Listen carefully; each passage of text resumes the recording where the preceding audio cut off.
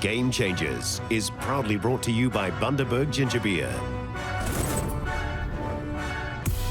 I often get asked, and this is no disrespect to any other All Black or any other player I play with, what one player would you pick to be in your team if you had to go to war?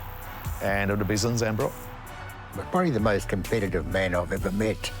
Just the self-confidence that he could do anything. You know, give me the ball, I'll sort it out. Arguably the most skilled rugby player that I've ever played with. Anything that was skill set orientated, he didn't believe that anyone was superior than him, that he could replicate any skill that they had. He's trying a drop kick from a million miles out. What a goal! Innovation is seeing the future differently to your competitors, and he saw everything differently. And well cleared by Zinzan Brooke. He wanted to be a number 10, a midfielder, a winger, a lock and a number 8 all packaged into one. Zinzan Brooke, the great Auckland favourite. A very keen kicker at the ball when he gets the chance. The thing that surprised me most about Zinny was when you looked at him as an athlete, you thought, wow, he wasn't chiselled, he wasn't cut up, but he was tough, he was uncompromising and skilled. Listen to that ovation for Zinzan Brooke. He's a New Zealand hero. His breadth of game, the different games he could play, and that love of the jersey was just second to none. Zinzan holding, still holding, yes! I wasn't a big fan of Zinnies. First of all, I was really disappointed when Buck Shelford got dropped because I really, really rated and respected Buck. Fitzy talked me into taking Zinny in '92. I said, OK, Fitzy, that's a captain's pick, and I'll go with it. Well, I found out over the next 4 years, you tell Zinny what you want him to do, and he'll do it. A marvellous bit of quick thinking by the New Zealand number 8 forward. Zinzan Brooke, talk about inventive. And it didn't matter he had a number 8 written on his back. It was if that was the right play at the right time, he could throw the big pass. He could make a kick. He could clearly do a drop goal. He had no qualms about giving it a crack, you know, against South Africa in a deciding test, trying to create history.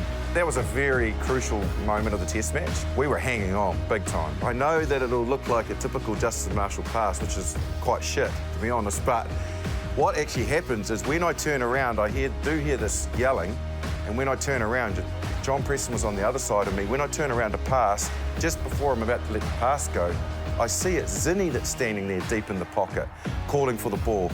And you can see me kind of go like that. I kind of try and stop, but don't. It was like, oh my, what the hell are you doing there? Let it go. And honestly, he hits it magnificently. I go, shit me, that's got a chance. Now Zinzan wants to have a drop kick. Oh, it's there. Can you believe it? How many number 8s drop goals? He was like playing in his backyard with his brothers, always trying to push the boundaries of his personal skills. Zinzan Brooke converts the try. The captain takes over the goal-kicking duties. He would stay out like for an hour having a competition with the kickers about who could kick better at goal. He'd be playing putting games from dinner like to the 9th floor, and Sue was going to win, and that was just part of him. He hated losing. You watch him in the car park when you're waiting to get on the bus, and he's always in competition with someone else. He had this incredible competitive drive. Doohan. Oh, he's crashed through on the very narrowest of gaps, and he's going to steal it up for his teammate. You know, you watch the transition through his career, you know, from being an athlete to being this physical beast defensively, but also had these subtle touches, which, you know, any back would be proud of. And also that natural ability to understand timing.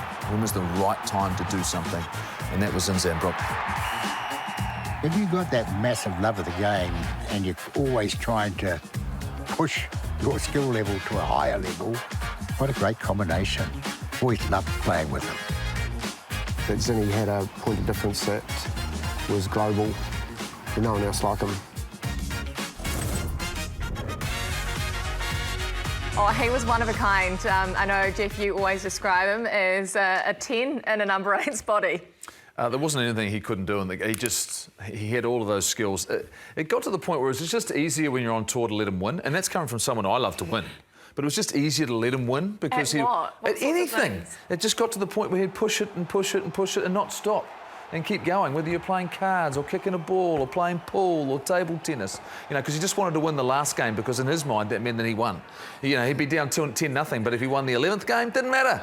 It means he was the champ, and you just give up eventually. It's like, this is ridiculous. But as a player, very similar as a player though, it was just easy to do as you were told. If he came up with a call though, or he had an idea, his instinct for the game was remarkable. Like when he made those decisions, they're the right decisions. The fact he's doing it is probably the wrong thing in time to time. We had John Preston, Andrew Mertens who could drop back in the pocket, but he's the guy that wanted the ball. Look, it was a pleasure to play with him, privileged to play with him, a great competitor, and he drove, I think, a really important part of a successful All Black group. If you're talking about in those times, numbers 1 to 8 don't kick. Right? They're hard, they win you the physical battle, they get around and smack people. And then you've got a guy that's starting to kick, not off his right, but also his left. He's picking up the ball the way he does. He's passing the ball like a back, but then still loves the fact that he gets amongst the sort of hard stuff. You don't see that, and that's why he was a game changer. I don't know if we've ever seen a number 8 these days actually. Will we ever see one? Do what he's done. I'm not sure, because man, he was good. Hoskins Tutu. Well, he's been drop kicking at training. Yeah. But just to touch on, I'm a bit younger than you, lad. I think his last year in New Zealand was 97. This is coming from a prop that wanted to be an 8, that wanted to be a 10 as well, but I was just too chubby. I was always thrust into the front row. But to see the confidence of this man and what he does, like he's banging 45, 50-metre droppies, and it's not just once. He's doing it in different games. I was out on the field, he's the captain. Is he saying, look, don't worry, mate, I've got this? Quite often I am wondering what he's doing back there, though. Because it's sort of like, how did you end up back there? Because there's surely some work that you're supposed to be doing elsewhere, I never even got that one in South Africa. What are you doing there? I get it. Ruck? Oh, no, there's no ruck near him. We've sort of broken out and we're in the 22. Why are you there, But that was him. That's the way he played the game. Such a special player. We've got another special player coming up that we're going to talk about shortly from Los Pumas. Tell you what, if you were up early this morning so you didn't quite catch all of the Wallabies-Argentina match, don't worry, we've got you covered. The Argentinians are in the house in La Plata looking for their second win of the Rugby Championship in 2024. Creeping closer and closer, and are now over the line for the first try of the night. Into contact, Gordon. And advantage offside. Looking for Mickey Tau to right. Gordon's in. Mickey Tau spins away from one. One short. There's a Valentini. Under pressure, Bell loses it. Penalty Australia. They did the hard work and winning if you're an Aussie. Finally, they jag one in the Rugby Championship. Not everyone can have a Storytale finish, can they? And I'm talking about Augustin Creevy, who has played 110 test matches for his beloved Argentina. His debut was back in 2009, Mills, and because you played against Argentina at the 2011 Rugby World Cup, and that man was playing back then. It's crazy, isn't it? It's crazy. Even when I see his name there every year, you think, he's still going. And, a standout player. A lot of workload in terms of where Argentina came from. They loved the physical game. They loved the sort of the scrummaging aspect to sort of then expanding into the player he is today. So, his presence also, especially with the Pumas, Jaguares when they're in the Super Rugby, Gus. He's influential.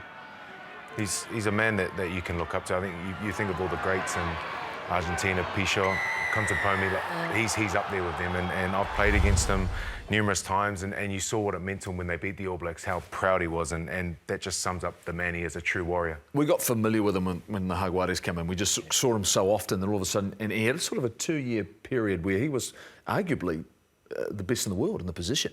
He was starting for them, was so dangerous. He was like that bull, right? You couldn't get him to ground, and he'd get the ball 5 metres from the line. You're thinking, well, you can usually drop him or put him down. He just kept fighting. He was unstoppable. So I think a genuine Puma legend, and in terms of international rugby, really influential.